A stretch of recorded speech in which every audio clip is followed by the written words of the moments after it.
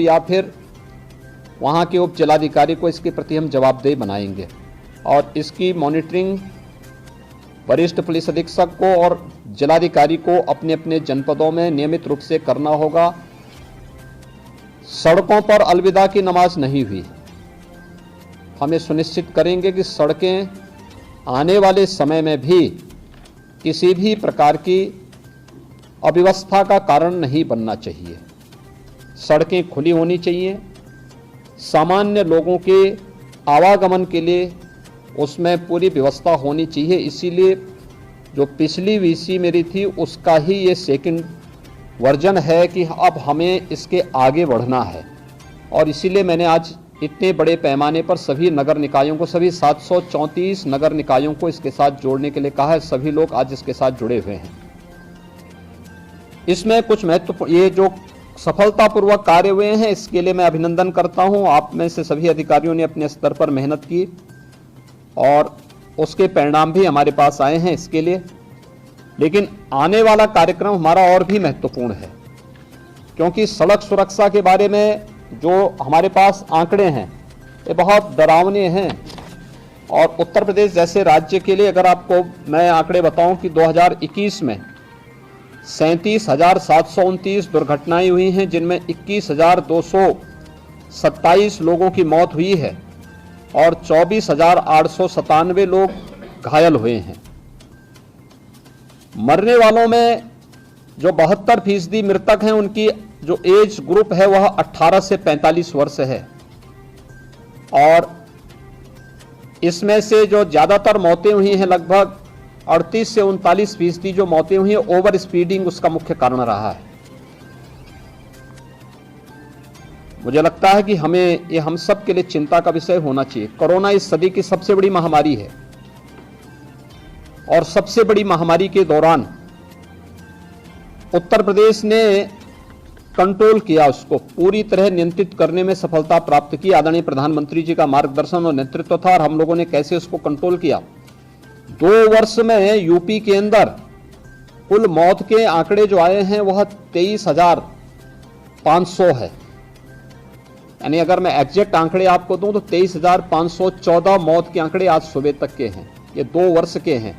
Corona महामारी से लोग बच रहे हैं लेकिन एक्सीडेंट में मौत हो रही है। एज ग्रुप वह है जो कोविड महामारी में सबसे कम इन्फेक्ट हुआ था, वह इस मामले में सर्वाधिक एक्सीडेंट से मर रही हैं। 21,227 मौतें 2021 में सड़क दुर्घटना में उत्तर प्रदेश के अंदर हुए हैं। इसका कारण ओवर स्पीडिंग भी है और इसके साथ ही ब्लैक स्पॉट भी इसके मुख्य कारण है। डग्गा मार जो बसेज हैं वह भी उसके कारण है। सड़क के किनारे बेतरतीब चल रहे टैक्सी स्टैंड, बस स्टैंड और जो वहां पर लोगों ने तमाम प्रकार के अवैध पार्किंग स्थल बना दिए गए हैं, यह भी है। और शहरी क्षेत्रों में या नगरीय क्षेत्रों में या सड़क के किनारे जो बस्तियां हैं वहां पर अतिक्रमण भी इसका कारण है। इसलिए संयुक्त रूप से इस पूरे कार्यक्रम को केवल परिवहन विभाग का कार्यक्रम नहीं है, हमने इसलिए गृह विभाग को इसकी ओवरऑल मॉनिटरिंग करने की जिम्मेदारी दी है। गृह विभाग पीए सिस्टम के साथ साथ ट्रैफिक पुलिस को भी ठीक करेगा। ट्रैफिक पुलिस के साथ ही हमारे यहां अगर कोई अवैध रूप से वाहन सड़क के किनारे खड़ा कर रहा है किया है तो वहां पे क्रेन जाकर के उस वाहन को सीज करने और उसके खिलाफ कार्रवाई करने के लिए भी हम लोग सेकंड उसमें आगे कार्रवाई आगे बढ़ाएंगे। परिवहन विभाग की जिम्मेदारी इसमें बहुत महत्वपूर्ण हो जाती है। आपने भी गाजियाबाद की दुखद घटना देखी होगी जिसमें स्कूली बस से एक बच्चे का सिर बाहर होने के बाद 11 वर्ष के उस बच्चे की दुखद मृत्यु होती है। दुखद मृत्यु के बाद जब बस का फिटनेस के कागज मांगे गए तो उसकी फिटनेस ही नहीं थी। ये परिवहन विभाग की पहले प्राथमिक जिम्मेदारी थी कि हर एक बसेज का स्कूल कॉलेजेस खुलने के पहले हम सुनिश्चित करें कि उनके पास अपने वाहनों की फिटनेस सुनिश्चित हो। लापरवाही हुई, उसमें जवाबदेही भी तय की गई। परिवहन विभाग को इस बात को सुनिश्चित करना होगा कि सभी प्रकार के बसेज का, ये स्कूली बसेज हो प्राइवेट में कॉन्ट्रैक्ट कैरेज में चलने वाली बसेज हों या फिर परिवहन विभाग के साथ संबद्ध बसेज हों या फिर उत्तर प्रदेश परिवहन निगम के द्वारा संचालित वाहन हो या ट्रक हो, 4 व्हीलर हो, 2 व्हीलर हो, इनको नियमित रूप से इनकी चेकिंग करना और ट्रैफिक के नियमों का पालन करवाने की व्यवस्था इनसे सुनिश्चित करना। यह परिवहन विभाग सुनिश्चित करें, उनकी जो फील्ड में तैनात जो भी उनके अधिकारीगण हैं वे इसको सुनिश्चित करवाएं। पुलिस की मदद भी लें, ट्रैफिक पुलिस की मदद भी करें। ओवरलोडिंग को रोकना, सड़क के किनारे कोई ट्रक, कोई बस अवैध रूप से पार्किंग न करें और सभी जिलाधिकारी और पुलिस अधीक्षक इस बात को सुनिश्चित कर लें। उप जिलाधिकारीगण भी और डिप्टी एसपी भी इस वीडियो कॉन्फ्रेंसिंग के साथ जुड़े होंगे। वे इस बात को नोट करेंगे, किसी भी सड़क पर, वह हाईवे हो, स्टेट हाईवे हो, एक्सप्रेसवे हो, जिला मार्ग हो, नगरीय चौराहा हो या कोई भी अन्य स्थल हो, अवैध bus stand, taxi stand, 3 wheeler stand, rickshaw stand या कोई भी इस प्रकार की अवैध गतिविधि नहीं चलनी चाहिए। स्टैंड का मतलब सड़क के किनारे उसके पास पर्याप्त मात्रा में पार्किंग का स्पेस हो, वहां आने वाले यात्रियों के लिए कुछ बुनियादी सुविधाएं हो, महिलाओं के लिए, पुरुषों के लिए टॉयलेट हो, पेयजल की सुविधा हो, बैठने की व्यवस्था हो, तो कोई व्यक्ति स्टैंड के नाम पर तब वहां पर प्रशासन से अनुमति लेकर के तब तो स्टैंड की फीस वसूल कर सकता है। लेकिन अगर सड़क पर कोई करता है तो उस पर अवैध रूप से संचालित इस प्रकार के सभी वो अगले 24 घंटे के अंदर बंद होने चाहिए। बंद होने के साथ ही हमें सुनिश्चित करें कि अगर कोई व्यक्ति इस तरीके के उसको करने का अभ्यस्त है तो उसमें एफआईआर लॉन्च करके, गैंगस्टर के अंदर एफआईआर लॉन्च करके उसमें फिर हमें उसकी पूरी संपत्ति को जब्त करना चाहिए। उसने इस प्रकार के अवैध वसूली से जो पैसा कमाया है वह राजकोष में वो पैसा आना चाहिए। इसकी कार्रवाई हमारी आगे बढ़ जानी चाहिए। इसलिए अवैध रूप से स्टैंड नहीं चलेंगे। लखनऊ अगर हम अयोध्या की ओर से आते हैं या बाराबंकी की ओर से आते हैं या कानपुर की ओर से आते हैं, कई कई किलोमीटर तक हम लोग देखते हैं ट्रक्स खड़े हैं हाईवे के किनारे। क्यों खड़े हैं? बहुत बार एक्सीडेंट के कारण भी बनते हैं। ये सड़क के किनारे कोई वाहन खड़ा नहीं होगा।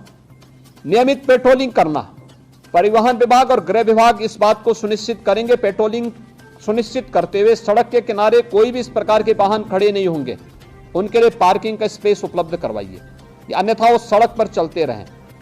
ढाबा भी अगर पार्किंग के लिए स्पेस नहीं है तो ढाबा को भी, इस प्रकार के अवैध ढाबों को भी आप सड़क के किनारे से हटाएंगे।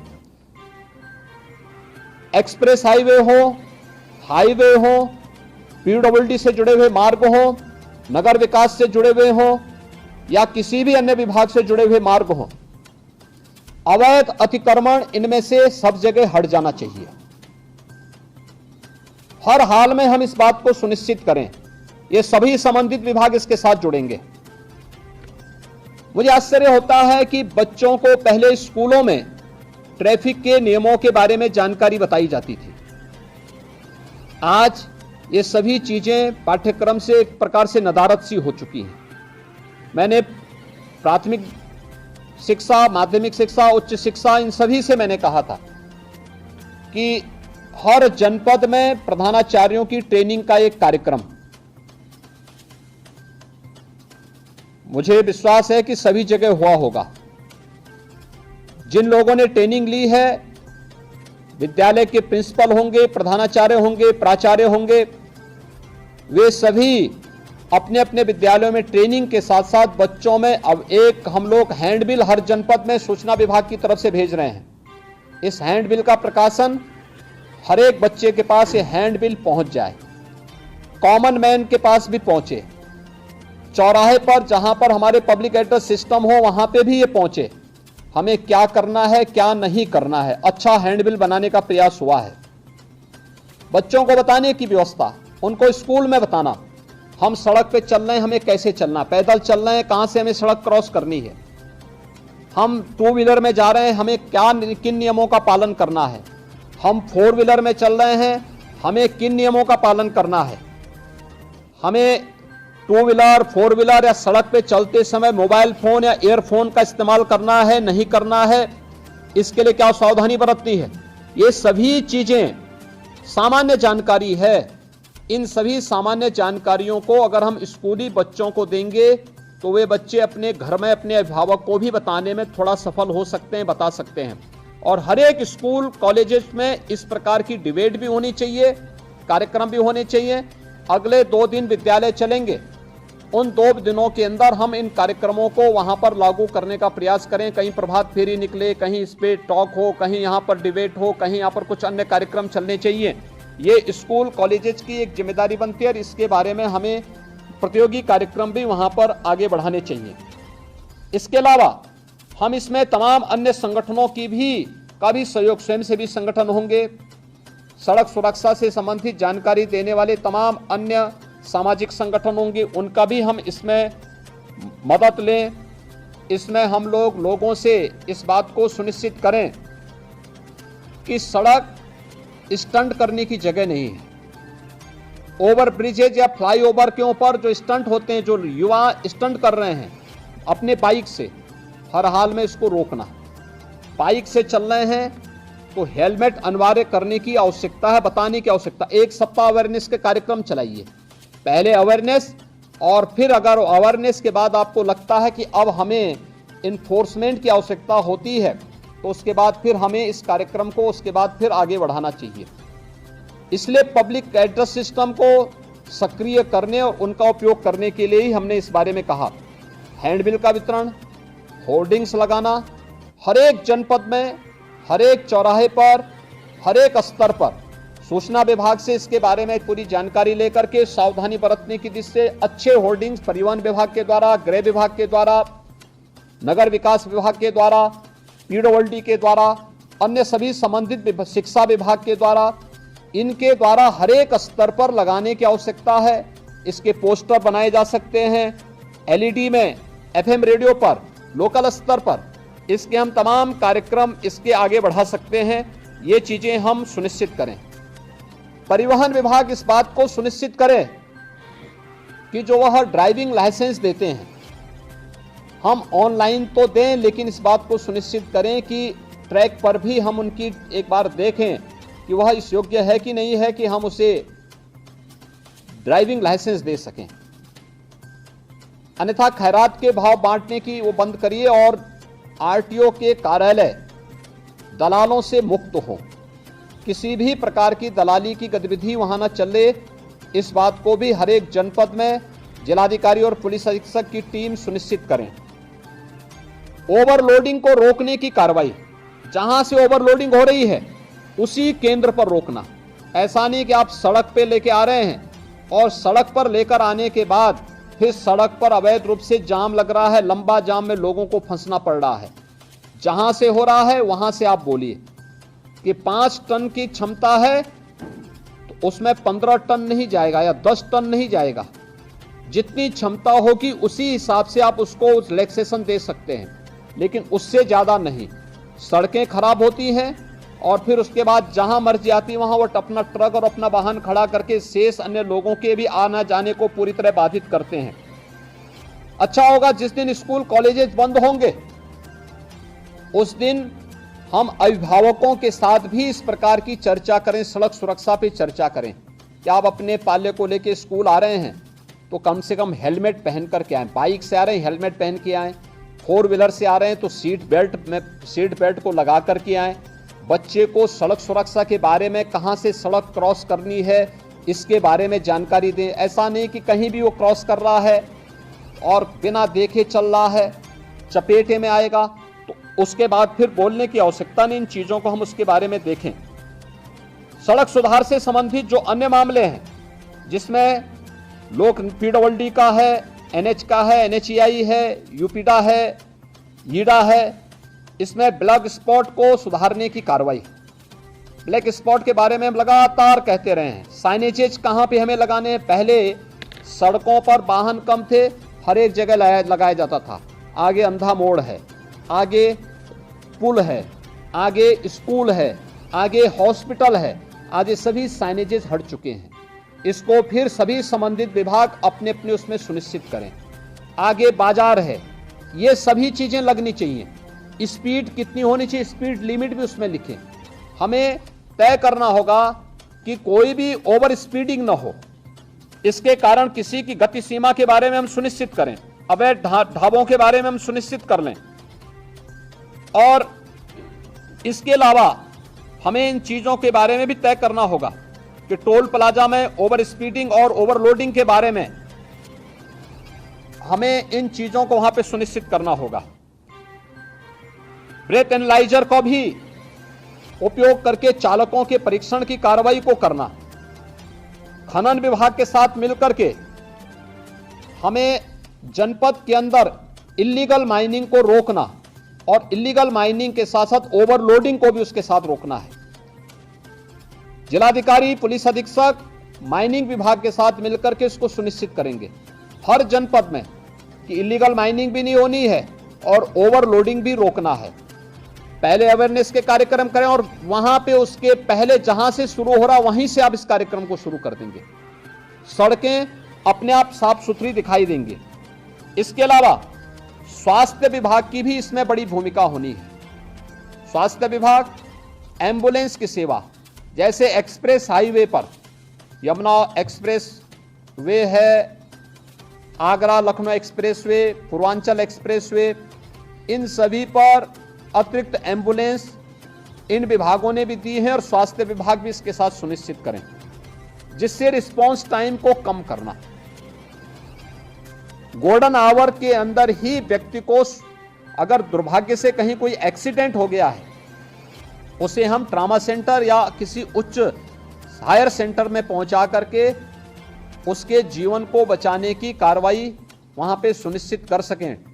ट्रेन्ड मैन पावर, हेल्थ विभाग को मैंने कहा था, इन सभी एक्सप्रेस हाईवे से जुड़े हुए विभागों को मैंने कहा था कि वे इस चीज को सुनिश्चित करें। NHAI भी इसके साथ जुड़े, कैसे इस कार्यक्रम को हम आगे बढ़ा सकते हैं, इन चीजों को सुनिश्चित करें।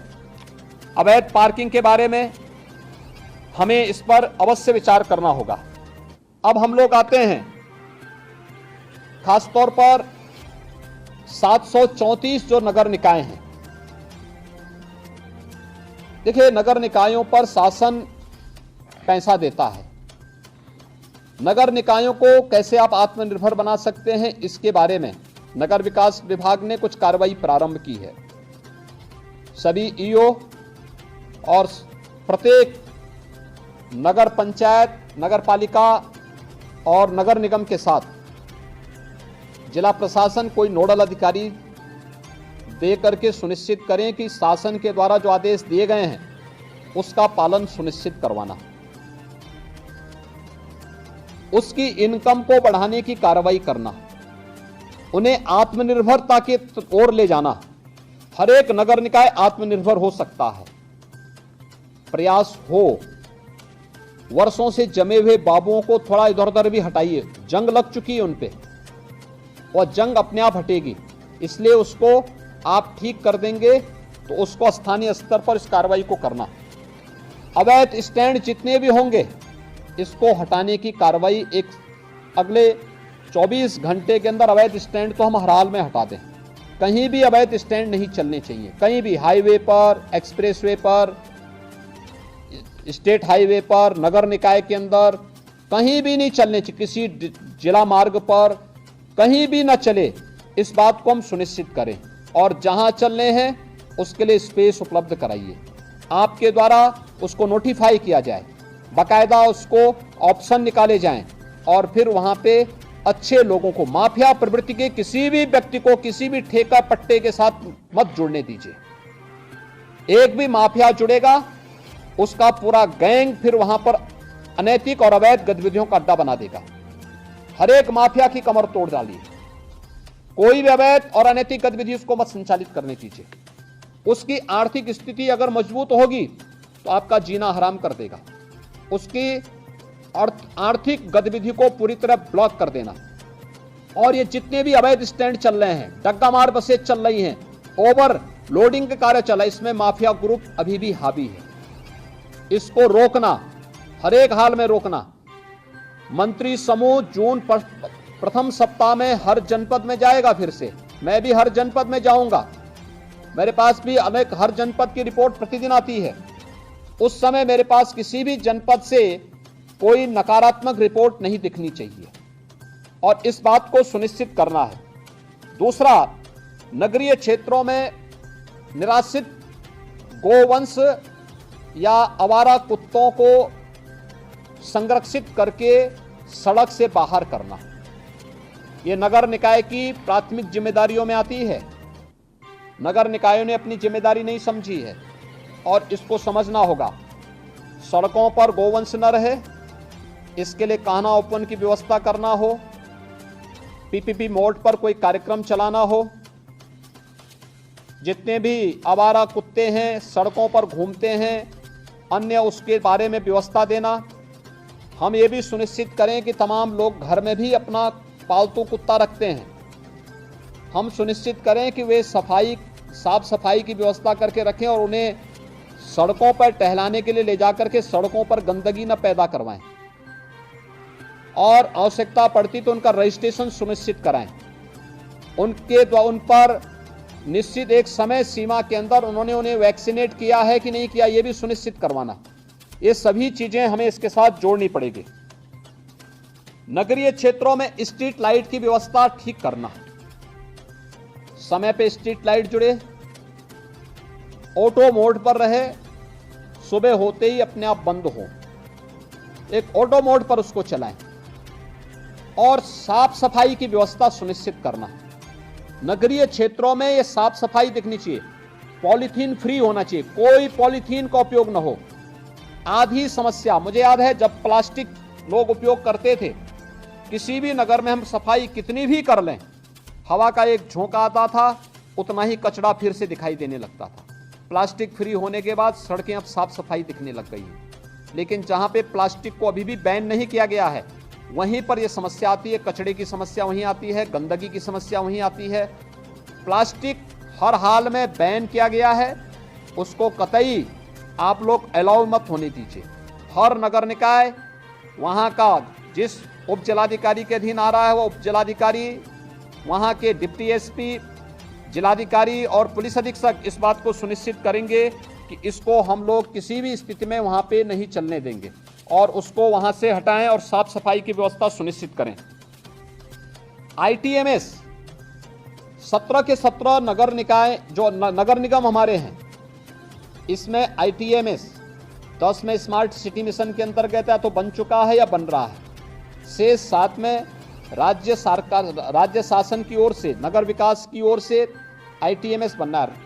आईटीएमएस को सेफ सिटी के साथ जोड़ना, गृह विभाग के साथ जोड़ना और सभी नगर 17 के 17 नगर निगमों के साथ साथ नोएडा, ग्रेटर नोएडा में भी हम इसको सुनिश्चित करवा लें कि इसको हम सेफ सिटी के साथ जोड़ेंगे और सेफ सिटी मिशन के अंतर्गत हम इस कार्यक्रम को आगे बढ़ाएंगे। हम जो सिटी के अंदर होर्डिंग लगाते हैं, बेतरतीब होर्डिंग बंद करवाइए। देखिए, स्मार्ट सिटी मिशन की एक शर्त है ये कि बेतरतीब होर्डिंग हटनी चाहिए और हमें हर हाल में इसको सुनिश्चित करना होगा। हर एक नगर निकाय के अंदर हम इसको सिस्टम के साथ जोड़ें। हम वहां पर इस बात को सुनिश्चित करें कि कहां पे हमारी होर्डिंग लगनी है, कहां पे हम लोग उसको स्क्रीन के साथ जोड़ सकते हैं, कहां पर हम उसको अन्य उसके साथ जोड़ सकते हैं, जिससे नगर के अंदर घुसते ही अच्छा दिखाई दे। कोई भी नगर निकाय ऐसा होना चाहिए जो आपका वहां की स्वच्छता ही वहां का पहला प्रतीक बन जाए। नगर निकाय के कार्यालय, वहां का भवन उस पूरे नगर निकाय के बारे में एक जानकारी दे सके, इसलिए उस पर ध्यान देना। उन वहां को जोड़ने वाली सड़कों को ठीक रखना, उसके सुंदरीकरण की प्लानिंग करना, उसको बेहतर तरीके से आगे बढ़ाना, जेब्रा क्रॉसिंग के निर्माण की कार्रवाई को सुनिश्चित करना। पूरे स्टेट के अंदर हमें सुनिश्चित करें और खासतौर पर नगर निकाय के अंदर उससे जुड़े हुए अन्य मार्गों पर भी कि जो हमारे स्पीड ब्रेकर बनते हैं सड़कों पर, एक कमर तोड़ू न बनाए, एक टेबल टॉप स्पीड ब्रेकर बने। अगर कोई बीमार व्यक्ति है उसको भी परेशानी नहीं होगी, लेकिन साथ साथ हम अगर मार्किंग करते हैं वहां पर तो स्पीड अपने आप लिमिट हो जाती है। लेकिन जब वह कमर तोड़ू बनाते हैं तो कोई बीमार व्यक्ति जा रहा है उसके लिए बड़ा, या कोई बच्चा है, कोई गर्भवती महिला है, उसके लिए खतरनाक हो सकता है। इसलिए हमें पीडब्ल्यूडी को भी, नगर विकास को भी और अन्य सभी संबंधित विभागों को ये सुनिश्चित करना होगा कि कहीं भी हमें ये कमर तोड़ू स्पीड ब्रेकर नहीं दिखने चाहिए। इनको हटा दीजिए, जितनी जल्दी हटाइए उसको, हटा करके वहां पर हम, क्योंकि जब आप इस प्रकार की स्पीड ब्रेकर देते हैं तो उस स्पीड ब्रेकर से बचने के लिए लोग साइड से जाते हैं और फिर वहीं एक्सीडेंट का कारण भी बनता है। ये भी एक ब्लैक स्पॉट है आपका, ये जो आपके द्वारा दिया गया है। यानी ब्लैक स्पॉट केवल सड़क इंजीनियरिंग की खराब स्थिति का मुख्य कारण नहीं होता है, ब्लैक स्पॉट का कारण एक गलत स्पीड ब्रेकर भी होता है। इसलिए स्पीड ब्रेकर टेबल टॉप होने चाहिए, जिससे कोई भी व्यक्ति वहां जाए आसानी से स्पीड कम करते हुए बहुत आसानी से उसको पार कर लेता है, और उस पर भी हमें ध्यान देना होगा। नगरीय क्षेत्रों में हमारी जो परिवहन की व्यवस्था है, सिटी बस सेवा है, इसको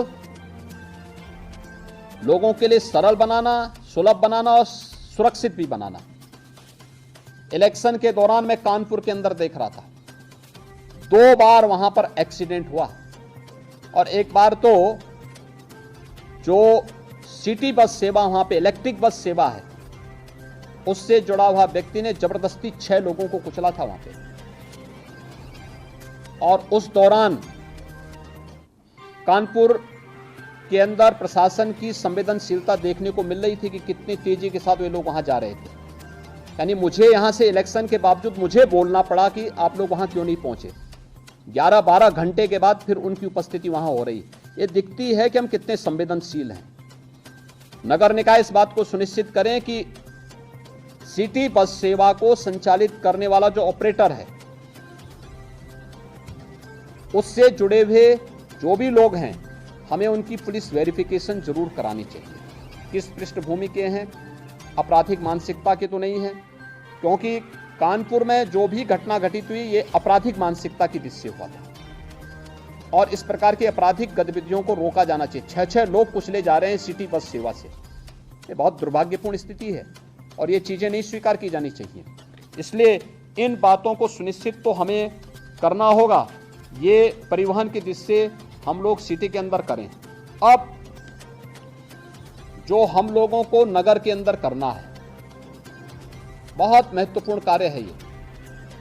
2 कार्यों के लिए हर एक नगर निकाय के अंदर, बड़े नगर निगम है, जिलाधिकारी, पुलिस अधीक्षक, व्यापार मंडल के साथ अलग अलग बैठक करें, स्ट्रीट वेंडर के साथ बैठें, नगर आयुक्त को भी अपने साथ ले लेंगे, एडीएम सिटी होंगे, सिटी मजिस्ट्रेट होंगे, एसपी सिटी होंगे, इनको भी अपने साथ ले लेंगे, और इनके साथ बैठक करके, अलग अलग क्रम में बैठक करके हमें सुनिश्चित करें कि कोई भी व्यापारिक प्रतिष्ठान सिटी के अंदर अपनी परमिसेस के अंदर ही रहेगा, उससे बाहर न हो। सड़कें खाली दिखनी चाहिए। सड़क में लोग अपना अंदर का सामान सड़क पे रख करके नहीं बेचेंगे, किसी को भी हम सुनिश्चित करवाएंगे। और अपनी परमिसेस में रह करके हम पहले बातचीत करें, संवाद बनाएंगे। इस संवाद के दौरान हमें इस बात के लिए भी उनको तैयार करना होगा। 2 चीजें हो सकती हैं, हर एक क्षेत्र में अलग अलग व्यापार मंडल होते हैं, उनको भी विश्वास में लीजिए, उनके साथ बैठना, संवाद बनाना और उनसे 2 अनुरोध करना। एक, सुरक्षा के बारे में, रात्रि के लिए अगर गार्ड वे लोग भी रख सकें, 500-600 दुकानें हैं, अगर वे लोग महीने में 100-100 रुपया भी जमा करेंगे तो 500 रुपये में एक बड़ी राशि खड़ी हो सकती है। 2 गार्ड वे लोग रात्रि के लिए खड़ी कर सकते हैं, और उनको पुलिस से वेरिफिकेशन अगर आप करा देंगे, पुलिस के साथ उनकी तालमेल होगी तो रात्रि के लिए। दूसरा, सीसीटीवी कैमरा, बड़े प्रतिष्ठान में सीसीटीवी कैमरा लगाना, हर बैंक में, हर वित्तीय संस्थान में, हर बड़े व्यावसायिक प्रतिष्ठान में सीसीटीवी कैमरे की आवश्यकता, और इसको उनके साथ लगवाना। दूसरा, व्यापारिक गतिविधि अपने प्रेमिसेस के अंदर ही होगा, बाहर सड़क पे नहीं। सड़क में सामान फेंक करके फैला करके लोग जो बेचते हैं, इसको हर हाल में अगले एक सप्ताह के अंदर हमें इसे समेटना होगा और वे अपने प्रेमिसेस के अंदर करेंगे। पार्किंग की व्यवस्था सुनिश्चित करना हर एक जगह, सड़कों पर पार्किंग न हो, 2 व्हीलर 4 व्हीलर या बसेज खड़ी करने की जो परंपरा है इसको रोकें। कॉमन मैन को चलने के लिए सड़क आप दीजिए। दूसरा, स्ट्रीट वेंडर के साथ संवाद बनाना। जितने स्ट्रीट वेंडर हैं प्रदेश के अंदर, हमने लगभग 8 लाख स्ट्रीट वेंडर ऐसे हैं जिस स्ट्रीट वेंडर को हम लोगों ने पीएम स्वनिधि की योजना के अंतर्गत जोड़ा है। मेरा मानना है प्रदेश के अंदर स्ट्रीट वेंडर की संख्या लगभग 15 लाख से के आसपास है। ये सभी स्ट्रीट वेंडर के साथ बैठना, अलग अलग मार्केट में अलग अलग स्ट्रीट वेंडर का ग्रुप काम करता है। कोई रेलवे स्टेशन के पास करता है, कुछ बस स्टैंड के पास काम करता है, कोई अन्य जगह काम करता है। इस स्ट्रीट वेंडर के साथ भी बैठने की व्यवस्था करना और स्ट्रीट वेंडर के साथ बैठक करके इनके व्यवस्थित पुनर्वास को सुनिश्चित करना। मैंने पहले भी कहा था, हर एक स्ट्रीट वेंडर का रजिस्ट्रेशन आप सुनिश्चित करवा दीजिए। हर एक स्ट्रीट वेंडर का अगर रजिस्ट्रेशन है तो उसका व्यवस्थित पुनर्वास भी करना। व्यवस्थित पुनर्वास, नगर निकाय की तमाम लैंड खाली पड़ी होंगी, वहां पर आप ले जाइए और वहां पर उन लोगों को सुनिश्चित करिए। सड़क के किनारे न हो, पटरी के किनारे न हो, नाली के किनारे कुछ भी नहीं होना चाहिए। मैं देख रहा हूं बहुत सारे नगर निकायों में बाहर से आने वाले तमाम लोगों ने डेरा जमा लिया है। उन्होंने झोपड़ी बना ली है नालियों के ऊपर और वहां पर अवैध रूप से वे लोग रह रहे हैं और उसमें से बहुत सारे लोग तो अवैध गतिविधियों में भी लिप्त हैं। खासतौर पर जो डकैती की घटनाएं होती हैं, याद करिए अभी हम लोगों ने लखनऊ में 2 वर्ष पहले जो रैकेट पकड़ा था वो रैकेट था बांग्लादेश का, और वही लखनऊ में डकैती डाला था। लखनऊ के बाद फिर अलीगढ़ में डाला था, अलीगढ़ के बाद फिर उसका हाथरस में फोन उसका हमारे सर्विलांस में आ गया था और फिर उसका एक व्यक्ति, उसके साथ का एक व्यक्ति बांग्लादेश वापस भी पहुंच गया। यानी 3 जगह हत्या करके डकैती डालने के बाद उनमें से एक व्यक्ति बांग्लादेश पहुंच गया, एक व्यक्ति बाद में हमारे हत्थे भी चढ़ा था। यानी ये चीजें दिखती हैं कि हम लोग कैसे आंखें बंद करके चलते हैं। सड़क के किनारे कौन डाल रहा है झोपड़ी, कोई पता नहीं होता हम लोगों को। लोकल स्तर पर जवाबदेही सुनिश्चित करें। नगर निकाय अपना एक अधिकारी तैनात करें और पुलिस की जो लोकल पुलिस है, लोकल थाना, उसकी जवाबदेही सुनिश्चित करें। एक बार अतिक्रमण हट गया है, व्यवस्थित पुनर्वास हो गया, दोबारा अगर कोई झोपड़ी डाल रहा है, दोबारा कोई वहां पे अतिक्रमण कर रहा है, उसी समय उसके खिलाफ कार्रवाई सुनिश्चित करें। जो व्यक्ति पुलिस का हो, नगर निकाय का हो, उस क्षेत्र में स्वच्छता के साथ जुड़ा होगा या उस क्षेत्र का इंस्पेक्टर होगा, कोई तो सुपरवाइजर होगा, कोई तो होगा। ऐसा तो है नहीं कि नगर निकाय इतना बड़ा उसके पास मैन पावर है और उसका कोई व्यक्ति सुपरविजन करने वाला नहीं है। ये हम सुनिश्चित करें कि कोई भी व्यक्ति फिर से वहां पर वो न करने का है। ये अवैध गतिविधियों का केंद्र बिंदु नगर निकाय के किनारे, सड़क के किनारे झोपड़ी डाल करके दिन भर वहां पर लोग अपनी तमाम गतिविधियों को संचालित कर रहे हैं, ये कतई नहीं हो सकता। और संवाद बना करके, जो पहले से चले आ रहे स्ट्रीट वेंडर हैं, संवाद बनाइए और फिर उनको 2, 3, 4 स्थान दिखाइए। तमाम स्पेस हैं आपके पास, उन स्पेस में से किसी एक जगह व्यवस्थित पुनर्वास करिए। उनके लिए छोटे छोटे अगर आप लोग वहां पे दुकानें बना सकते हैं, कुछ अच्छे मॉडल खड़ा कर सकते हैं, उनको एक निश्चित किराए के साथ महीने में आप 50 रुपये 100 रुपये, नगर निकाय की इनकम भी बढ़ेगी, सफाई कर्मी दे दीजिए और वे व्यवस्थित रूप से वहां बसेंगे। सब्जी मंडी है या कोई भी इस प्रकार की मंडी है, उसको भी व्यवस्थित रूप से करना, सफाई के साथ जोड़ना, एक सिस्टम के साथ जोड़ना, अपनी परमिसेस में ही उसकी अनुमति देना। कहीं ट्रांसपोर्ट नगर है, ट्रांसपोर्ट नगर जहां है वहीं से ट्रांसपोर्ट की गतिविधि हो। सिटी के अंदर कब आना है, कब उन्हें अपलोड करना है, कब डाउनलोड करना है, इन सभी चीजों को एक निश्चय उसके साथ आप बना करके तय करें और संवाद बना करके तय करें। व्यापार मंडल को विश्वास में लीजिए, चैम्बर ऑफ इंडस्ट्रीज को लीजिए, चैम्बर ऑफ ट्रेडर्स को विश्वास में लीजिए, स्ट्रीट वेंडर को व्यवस्थित पुनर्वास के लिए उनको विश्वास में लीजिए और देखना चाहिए कि अगले 15 दिन के अंदर प्रदेश के अंदर कोई भी नगर निकाय के अंदर हम जाएं, कोई माननीय मंत्री जाएं तो साफ सुथरा दिखना चाहिए, एक सिस्टम दिखना चाहिए, स्वतः स्फूर्त भाव के साथ गतिविधियां चलती हुई दिखाई देनी चाहिए। स्मार्ट सिटी के पीछे प्रधानमंत्री जी की जो मंशा है कि हमारी सिटी कैसे दिखनी चाहिए, उस प्रकार की मंशा को आप वहां पे पूरा कर सकते हैं। और इसको लागू करने के लिए आज मैंने ये वीडियो कॉन्फ्रेंसिंग में आप सबको बुलाया है और इसमें हर एक स्तर के अधिकारी की जवाबदेही सुनिश्चित होगी, इस बात को सुनिश्चित करेंगे। एक जो मामला मेरे पास आ रहा है जो बहुत गंभीर मामला है, इसको आप सुनिश्चित करेंगे।